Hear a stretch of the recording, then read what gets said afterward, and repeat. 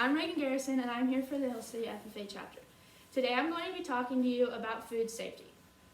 So when I say food safety, you might be thinking the expiration date on a milk carton or the way you wash your apple or your grapes or your strawberries before you consume them. I'm here to tell you that it is much more than just that. So I'm going to start off by telling you why prevention of germs is so important. So from farm to table, these foods go through a bunch of processes, a bunch of steps that I'm not going to get into, that they could get contaminated with all kinds of germs, and it's very important to make sure that before you consume the food, you try your best to keep these germs off of the food. So the FDA gives us 5 food safety rules. These 5 food safety rules are all pretty much common sense to you would have thought, you maybe learned from your grandma or your mom while growing up and cooking with them in the kitchen. They're all very self-explanatory and they all go hand in hand, so I'm going to run through them a little bit. Keep food clean is number 1 on the list. This one is self-explanatory, as I said. It's very important to make sure that you wash your apples before you eat them, or that you wash your hands before you mess with the food that you're about to cook and consume.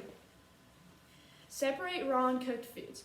This is also very important, as they all are, but this one you want to make sure that you're not cross-contaminating the food. You want to make sure that your raw food is not touching your cooked food, because when you go to serve the cooked food, you don't want it to be contaminated by the raw food.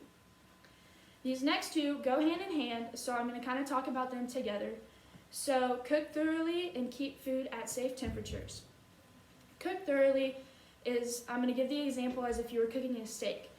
People like their steaks cooked in different ways. Some people like it pink in the middle and some people like it well done.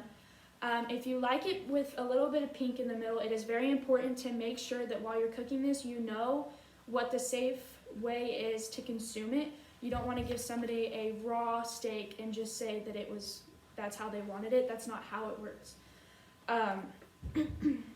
When it said the 4th rule is to keep food at safe temperatures.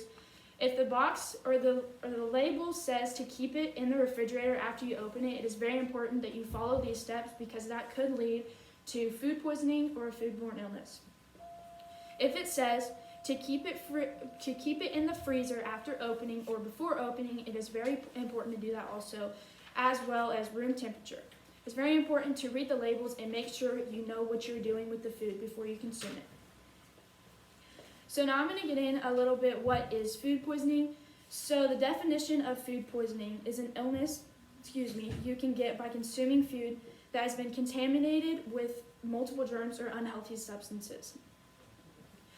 Food poisoning has a bunch of the common symptoms that you would get if you were to have the flu or pretty much any other illness that you can get. Food poisoning has the symptoms of upset stomach, nausea, vomiting, stomach cramps, fever, and diarrhea. If you have these symptoms and you know you have consumed food that you didn't feel comfortable consuming, or you weren't sure if it was done, you can go to the doctor, but it is just recommended that you stay at home and stay away and wash your body out with fluids and make sure that you're staying healthy.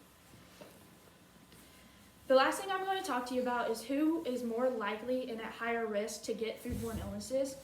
There are 4 groups of people that are more likely to get these illnesses: pregnant women, elderly people over the age of 65, young children under the age of 5, and people with weak immune systems.